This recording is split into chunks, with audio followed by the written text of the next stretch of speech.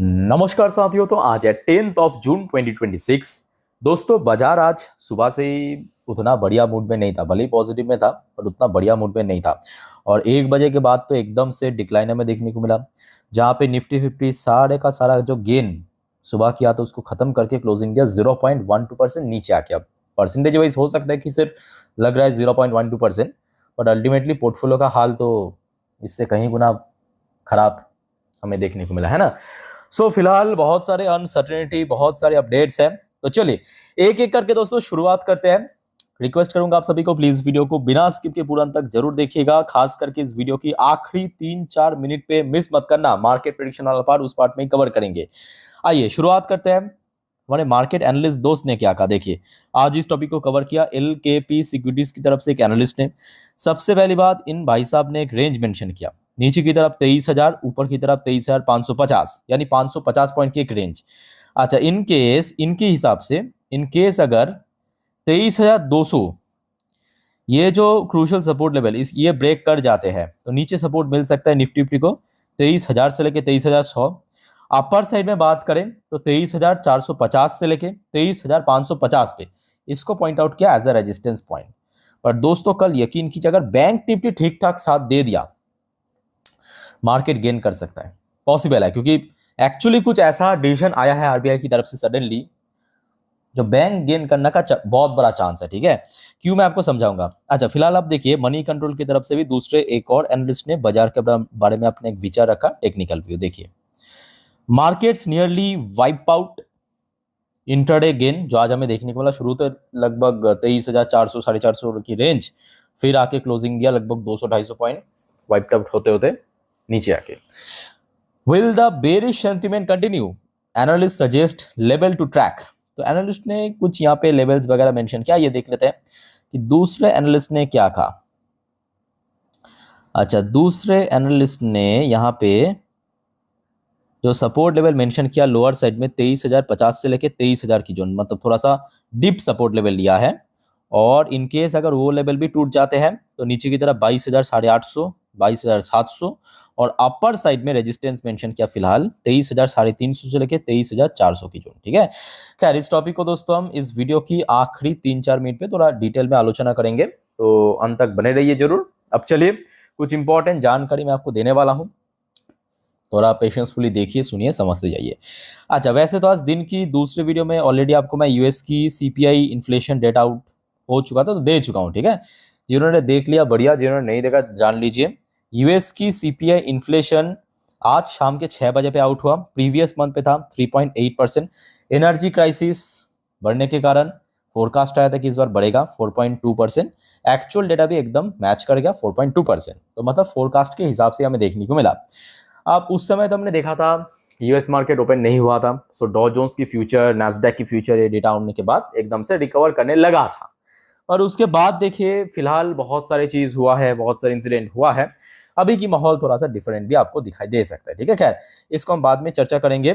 आइए जो नेक्स्ट सबसे इंपॉर्टेंट दोस्तों, आपको पता होगा आरबीआई ने रिसेंटली, ताकि फॉरेन इंस्टीट्यूशनल इन्वेस्टर्स को अट्रैक्ट करने के लिए कुछ ऐसे पॉलिसीज में चेंज किया था, और जिस वजह से थोड़ा सा याद कीजिए, लास्ट डे की बात है, लास्ट डे, बहुत पीछे आने की जरूरत नहीं है, मंगलवार की बात है, हमने क्या देखा, बैंक निफ्टी स्पेसिफिकली 1100 पॉइंट की मूवमेंट दिया था। याद आ रहा है? कुछ इस प्रकार की दोस्तों डिसीजन फिर से यहां पे लिया है आरबीआई ने कि bank raise NRI deposit, NRI मतलब नॉन रेसिडेंशियल इंडियन, मतलब ऐसे भारतीय जो भारत में नहीं रहता, बाहर रहते हैं। बाहर मतलब आप समझ पा रहे हो, वो लोग जब यहाँ पे डिपॉजिट करते हैं ऑटोमेटिकली आपके डॉलर में ही करते हैं, है ना। तो यहाँ पे उसका जो डिपॉजिट रेट है वो बढ़ा दिया है ताकि डॉलर इनफ्लो आए, मतलब भारत में डॉलर आए। और ऐसे दोस्तों लाखों करोड़ों, इतना आप जान लीजिए, लाखों करोड़ों एनआरआई जो है रहते हैं भारत के बाहर। तो वो लोग जब भारत की बैंक्स में डिपॉजिट करेगा, उन लोगों को मिलेगा 7.1% की रेट में इंटरेस्ट 5 साल की डिपॉजिट में। ठीक है, अच्छा ये कौन कौन सी बैंक डिक्लेयर किया पता है? आज आरबीआई तो फाइनल, मतलब आरबीआई तो सबसे पहले घोषणा किया, उसके बाद yes bank, AU small finance bank, central bank, Karur विश्व बैंक, ऐसे तमाम बैंक, इवन एचडीएफसी बैंक भी ये डिक्लेयर किया है। ठीक है। इसके कारण क्या होगा कि सडन एक कह सकते हो कि एक फॉरेन इन्वेस्टमेंट या फॉरेन जो करेंसी हमें यहाँ पे इनफ्लो देखने को मिल सकता है। बट हाँ देखिए, ये मैं ये भी कहूँगा ये परमानेंट सोल्यूशन नहीं है, बट टेम्पोररी बेसिस पे थोड़ा सा आप कह सकते हो कि यहाँ पे मदद मिल सकता है। इस प्रकार की आप इस चीज़ को देखिए। अच्छा नेक्स्ट देखिए यहाँ पे एक और रिपोर्ट। अच्छा एक चीज़ दोस्तों बीच में काफ़ी चर्चे में था कि शायद आरबीआई अभी जो हम लोग नोट यूज़ करते हैं ना, करेंसी यूज़ करते हैं, नोट यूज़ करते हैं, उसको विड्रॉ करके प्लास्टिक नोट लॉन्च करेगा, ऐसा एक चर्चा चल रहा था लास्ट कुछ हफ्तों से, है ना। तो आरबीआई ने क्लियरली उसके ऊपर क्लैरिफाई करते हुए कह दिया कि RBI has no plan to withdraw paper currency. जो आज यूज़ हम लोग करते हैं पेपर करेंसी, उसको हम विड्रॉ नहीं करेंगे 30 जून तक। ये गवर्नमेंट क्लैरिफाई मतलब ऑफिशियल कह सकते हो, ये आज स्टेटमेंट दिया है। उसके बाद क्या होगा वो पता नहीं है, बट हाँ 30 जून तक विड्रॉ नहीं करेंगे, तो आप एकदम निश्चिंत रहिए। अच्छा फिर आ जाइए, देखिए एक और ऑफिशियल अपडेट आ रहा है। India attract $843 billion in FDI foreign direct investment.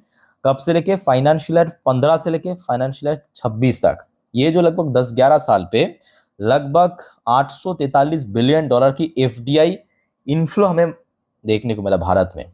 चलो बड़े नंबर है। अच्छा नेक्स्ट दोस्तों रिपोर्ट आ रहा है आपके कर्नाटका, जो कि एक दक्षिण भारत की एक राज्य है। Karnataka seek fast track central clearance for ₹13,549 crore Bengaluru mobility project के लिए सरकार द्वारा यहाँ पे क्लियरेंस मिल चुका है। ठीक है। अच्छा नेक्स्ट दोस्तों खबर आ रहा है। अच्छा आज वैसे आपने देखा होगा कि जो हमारे फर्टिलाइजर सेक्टर की कंपनीज है, चंबल फर्टिलाइजर हो गया, राष्ट्रीय केमिकल हो गया, ये सब बहुत अच्छा मूवमेंट दिया। क्यों पता है? सरकार ने प्रेजेंट सिचुएशन को बेस करके, क्योंकि देखिए जब ऑयल क्राइसिस होता है, सिर्फ ऑयल क्राइसिस नहीं होता, ऑयल क्राइसिस उसके साथ साथ और भी बहुत सारे चीज़ों को क्राइसिस में डाल देते हैं। उनमें से एक है फर्टिलाइजर सेक्टर। ठीक है, सप्लाई चेन की इशू है, तो जिस वजह से सरकार खुल के आके यहाँ पे सपोर्ट कर रहा है कंपनीज को। और क्या पता है, सब्सिडी एलोकेशन डबल कर दिया।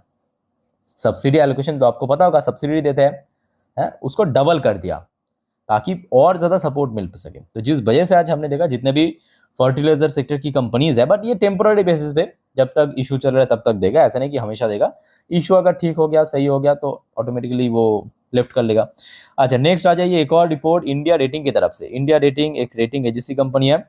आरबीआई मेजर में अट्रैक्ट 60 से 70 billion dollar foreign capital support rupee. अच्छा रिसेंटली जो आरबीआई ने पॉलिसी में चेंज किया है, जिस वजह से मंगलवार मतलब लास्ट डे मूवमेंट हुआ था बहुत अच्छा मार्केट में, तो इंडिया रेट ने उस पॉलिसी शिफ्ट के बड़ी बारे में कहा ये कहीं ना कहीं भारत में 60 से 70 बिलियन डॉलर की एक इनफ्लो हमें दिखाई दे सकता है और रुपी काफी स्ट्रांग बन सकता है। ठीक है। अच्छा नेक्स्ट रिपोर्ट आ रहा है आपके आईसीआईसीआई बैंक की ग्लोबल मार्केट रिपोर्ट की तरफ से। देखिए India current account deficit to stand at 1.8% of GDP for financial 27। तो ये फाइनेंशियल 27 की फोरकास्ट किया, भारत की जीडीपी की 1.8% भारत की करेंट अकाउंट डेफिसिट रह सकता है। तो मतलब पहले से थोड़ा सा बेटर हो सकता है, क्योंकि इसके पहले हमने देखा था 2% कहा था, 2% से थोड़ा कम होके डेफिसिट, याद रखना डेफिसिट जितना कम होगा उतना अच्छा, सरप्लस जितना बड़ा वो अच्छा है। ठीक है, ये जान लीजिए। तो यहाँ पे डेफिसिट की बात हो रहा है, मतलब थोड़ा और कम होगा तो और अच्छा। अच्छा नेक्स्ट रिपोर्ट आ रहा है, सरकार ने वैसे टेक्सटाइल सेक्टर को भी सपोर्ट करने के लिए टोटल 96 कंपनीज को, 96 फर्म्स को पीएलआई स्कीम्स के अंडर ला चुका है। 12,823 करोड़ की यहाँ पे जो गवर्नमेंट सपोर्ट मिलेगा टोटल 96 कंपनी को। मोस्टली यहाँ पे अनलिस्टेड कंपनी है, सो कोई फायदा नहीं है। अच्छा एक और दोस्तों बढ़िया खबर मिल रहा है आपकी यूके की तरफ से, यूनाइटेड किंगडम की तरफ से। अब यूके ने प्रेजेंट सिचुएशन को बेस करके क्या डिसीजन लिया, to consider easing steel tariff plan after industry warning. तो आपको पता होगा अभी देखिए भारत चाइना वगैरह ये तो चलो ठीक है, इनकी इकोनॉमी स्ट्रगल कर ही रहा है। प्रॉब्लम क्या पता है कि यूरोपियन जो देश है खास करके, जो एक टाइम पे दुनिया में राज करता था, चाहे यूके से लेके फ्रांस इटली, उनका इकोनॉमी पूरा चौपट हो चुका है। एक तो रशिया यूक्रेन की वॉर, ऊपर से मिडिल ईस्ट में वॉर चल रहा है। ठीक है, दोनों वॉर में बहुत मुश्किल हो रहा है। तो जिस वजह से अभी यूके की जो इंडस्ट्री है, मतलब जो स्टील इंडस्ट्री, वो लोग अभी विरोध कर रहा है देश की जो पॉलिसी है, मतलब जो टैरिफ बाहर की जो स्टील कंपनी के ऊपर टैरिफ इंपोज कर रहा था, तो ये कहीं ना कहीं भारत की जो स्टील कंपनीज है, टाटा स्टील, जेएसडब्ल्यू, सेल वगैरह, उसको बहुत फायदा देगा, क्योंकि ये जो स्टील कंपनीज है वो यूके में एक्सपोर्ट करते हैं। अब इसके पहले क्या होता था, एक्सपोर्ट करने से सरकार वहां से टैक्स लेता था, अभी टैक्स कम कर दिया, ठीक है, ताकि मतलब महंगाई ना बढ़े, उस वजह से बेसिकली, और थोड़ा सपोर्ट करने के लिए। अच्छा, वैसे दोस्तों आगे बढ़ते हैं नेक्स्ट टॉपिक पे, बट एक छोटा सा रिक्वेस्ट आप सभी को करूंगा। देखिए, अगर आपको वीडियो भी तक अच्छा लगा, इन्फॉर्मेटिव लगा, प्लीज दोस्तों वीडियो को लाइक करना और प्लीज चैनल को सब्सक्राइब करके जरूर रखिएगा, इस प्रकार की शेयर मार्केट, जियो पॉलिटिकल अपडेट सबसे पहले यहाँ पे पाने के लिए, ठीक है। और दोस्तों आई होप कि ये जो 4 दिन की वीडियो आज मैं दे चुका हूं आप लोगों को, आपने देख लिया होगा। नहीं देखा तो प्लीज एक बार जाके चेकआउट करना, सारे इंपॉर्टेंट टॉपिक है, सारे इंपॉर्टेंट वीडियो है कल के लिए, मतलब 11 तारीख के लिए, ठीक है। और देखिए, आप लोग के लिए मेहनत से बनाता हूं मैं वीडियो, तो आप जब देखते हो मुझे भी अच्छा लगता है ना।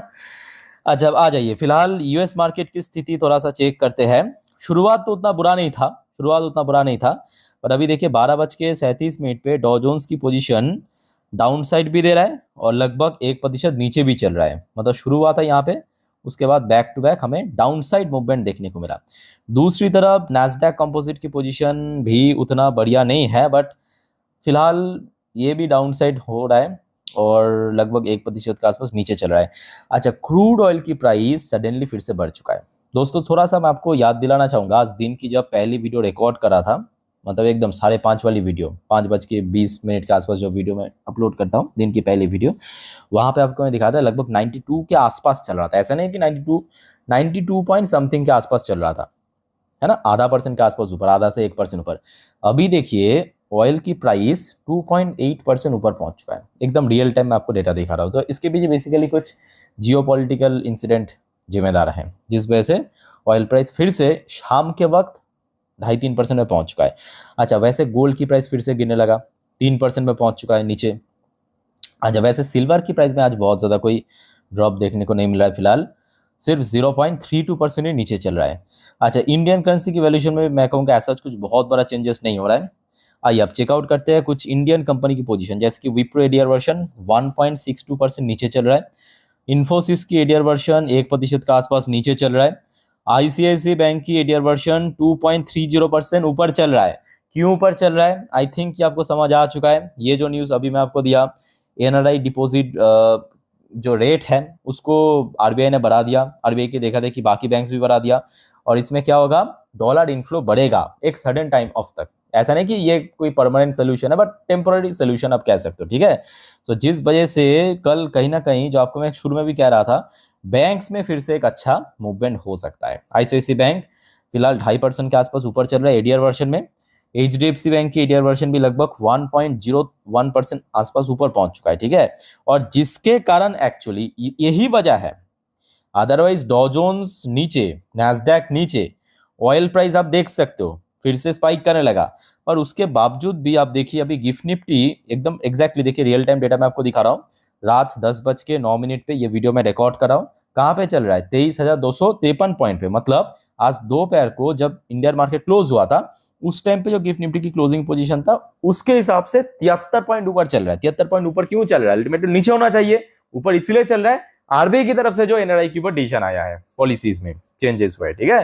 तो जिस वजह से बैंक्स कल फिर से मूव करने का चांस है। इसी वजह से आपको मैं एकदम शुरू में कह रहा था कि कल अगर बैंक के साथ मिल गया तो मार्केट में गिरावट होने का चांस बहुत कम है। अब देखते हैं कि कैसा माहौल रहता है सुबह तक, ठीक है।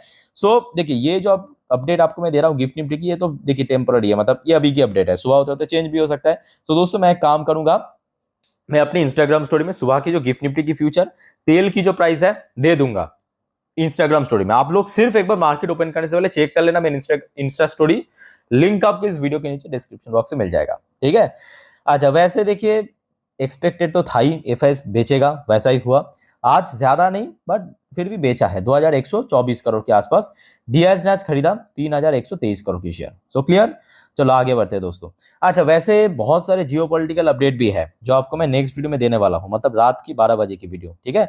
सो गाइज, अगर आपने देखिए जल्दी सो जाते हो कोई दिक्कत नहीं है, सिर्फ आप चैनल को सब्सक्राइब करके रखना, सुबह उठ के सर देख लेना, जरूर यहाँ पे मिल जाएगा इस चैनल पे, ठीक है। देख लेना जरूर, क्योंकि मार्केट के लिए इंपॉर्टेंट है।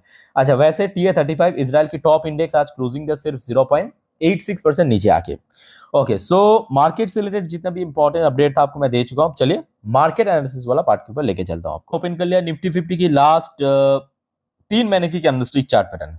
अच्छा, अब आ जाइए शुरुआत करते दोस्तों, ज्यादा टाइम वेस्ट आज नहीं करेंगे, फटाफट कवर करेंगे। अच्छा, कल के लिए मोस्ट इंपॉर्टेंट सेक्टर, कल के लिए मोस्ट इंपॉर्टेंट सेक्टर वह बैंक निफ्टी। आई थिंक कि आपको बताने की जरूरत नहीं है क्यों, ठीक है, ऑलरेडी 2-3 बार एक्सप्लेन कर चुका हूँ। तो कल के लिए बैंक निफ्टी इंपॉर्टेंट है। इसके अलावा ऑयल सेक्टर के ऊपर भी नजर रखना, क्योंकि इतना फ्लक्चुएट कर रहा है, कभी ऊपर जा रहा है कभी नीचे जा रहा है। इसके अलावा मेटल सेक्टर के ऊपर भी अगेन नजर रखना, जो आपको मैं लास्ट डे भी कहा था, मेटल सेक्टर अगेन कल के लिए वाइटर है। आईटी सेक्टर मैं कहूंगा कल उतना इंपॉर्टेंट नहीं है। तो ये 3 सेक्टर कल के लिए इंपॉर्टेंट है, नोट करके रखिए, ठीक है। बाय द वे, ये जो चार्ट मैं आपको दिखा रहा हूँ ये एक दिन की चार्ट पैटर्न है, मतलब यहाँ पे हर एक कैंडल एक एक दिन को रिप्रेजेंट करा है। तो अब सिंपल इक्वेशन, सिंपल बात, नीचे की तरफ गिरावट हुआ तो कहां तक गिर सकता है। सबसे पहला जो यहाँ पे सपोर्ट लेवल दिख रहा है साफ साफ, वह सोमवार की जो लो है, सोमवार एंड मंगलवार की जो लो है, ठीक है। आज तो बुधवार उतना नीचे नहीं पहुंचा, तो लो कहां पे टच किया, 23,100, 23,100 से लेके 23,000 की जो क्रूशल साइकोलॉजिकल लेवल है, ये क्या है कल के लिए याद रखना, ये है सपोर्ट पॉइंट, ठीक है। अच्छा, कल के लिए सबसे क्रूशल लेवल, मिडिल में जो क्रूशल लेवल वह है 23,250 को होल्ड करना बस, जिस लेवल पे आज क्लोजिंग दिया, जिस रेंज पे क्लोजिंग दिया। अच्छा, कल के लिए रेजिस्टेंस बनेगा, जहां पे आज रेजिस्टेंस फेस किया, देखिए 4 घंटे के चार्ट पैटर्न पे, 4 घंटे के चार्ट पैटर्न पे आप नोट करना, आज जहां पे ये जो रेजिस्टेंस फेस किया, यहाँ पे क्या था, 20 डेज की ईएमए था 4 घंटे की चार्ट पैटर्न पे। तो कल रेजिस्टेंस इसी लेवल पे मिलेगा। अगर ऊपर की तरफ मूव करने की कोशिश किया तो 23,400 बनेगा अगला रेजिस्टेंस। इनकेस अगर इसको क्रॉस कर लिया तो टेम्पोररी बेसिस पे 23,400 ये बनेगा दूसरा रेजिस्टेंस। ये 2 हो गया अपर साइड में रेजिस्टेंस। अब देखिए इसके ऊपर, उतना ऊपर हम नहीं जाएंगे, क्योंकि अगर भगवान की कृपा से उतना अच्छा मार्केट मिल गया तो आगे और 200-300 पॉइंट रफली मान के चलिए, बट इमीडिएटली 23,400 से लेके 500 एक अच्छा रेजिस्टेंस सपोर्ट पॉइंट बन सकता है कल के लिए। अच्छा, अब आ जाइए बैंक निफ्टी। अच्छा, बैंक निफ्टी के लिए जो आपको मैं कल अभी कह रहा था, लास्ट डे भी हमने देखा बैंक निफ्टी ये जो लंबू सा कैंडल बिल्ड करके सीधा सीधा 2-2.5% ऊपर पहुंच गया, 1100 पॉइंट की मूवमेंट दे चुका। तो कल भी कहीं ना कहीं बैंक मूव कर सकता है। आरबीआई की तरफ से जो आज एनआरआई की तरफ से पॉलिसीज में चेंजेस किया है, ठीक है, जो डिपॉजिट रेट बढ़ा दिया है, एक्चुअली बहुत सारे बैंक ने भी उसको फॉलो कर रहे हैं, उन सब बैंक के ऊपर तो नजर जरूर रखना, खास करके जो लिस्टेड बैंक है। अच्छा, तो कल बैंक निफ्टी के लिए सबसे इंपॉर्टेंट पॉइंट बनेगा, एक तो मई महीनों पे हमने देखा इस लेवल पे हडल फेस किया था, आज भी इसी पॉइंट पे हडल फेस किया। ये पॉइंट और कोई नहीं बल्कि 55,500 का पॉइंट है, यही बने कल के लिए रेजिस्टेंस। अच्छा, बैंक निफ्टी के लिए सबसे इंपॉर्टेंट लेवल है 55,000 के ऊपर टिकना, सिर्फ मतलब होल्ड करना। नीचे की तरफ अगर गिरावट होता है, क्योंकि बैंक्स है इसका रेंज थोड़ा ज्यादा होता है, नीचे भी आप देख सकते हो जो ब्लू कलर की इंडिकेटर्स, मतलब 20 दिन की ईएमए, उसका भी नंबर लगभग 54,000 के आसपास निकल के आ रहा है, ठीक है। तो 54,000 बनेगा थोड़ा डीप सपोर्ट पॉइंट। सो ठीक है, ऊपर की तरफ 55,500 क्रूशल लेवल, 55,000 नीचे की तरफ सपोर्ट लेवल 54,000 के आसपास, ठीक है। सो दोस्तों, मैं निफ्टी 50 बैंक निफ्टी जितना अच्छे से हो सकता है मैं आपको एक्सप्लेन कर चुका हूँ। फिर भी कोई कंफ्यूजन है, डाउट है, कमेंट करके प्लीज पूछिए। अच्छा, वीडियो को वाइंड अप करने से पहले जो आपको बार बार कहता हूँ, याद रखना मार्केट बहुत रिस्की हो चुका है, वोलेटाइल हो चुका है, कभी भी कुछ भी हो सकता है। सो गलती से भी एफएनओ ट्रेडिंग के चक्कर में मत पड़ना, ठीक है। नॉर्मली आप वीडियो देखिए, सीखिए, जानिए, कोई कंफ्यूजन है, डाउट है, कमेंट करके बताइए मुझे। और दोस्तों, चैनल को सब्सक्राइब करना मत भूलना। सो वाइंड अप करता हूँ वीडियो को। टेक केयर, बाय बाय, जय हिंद।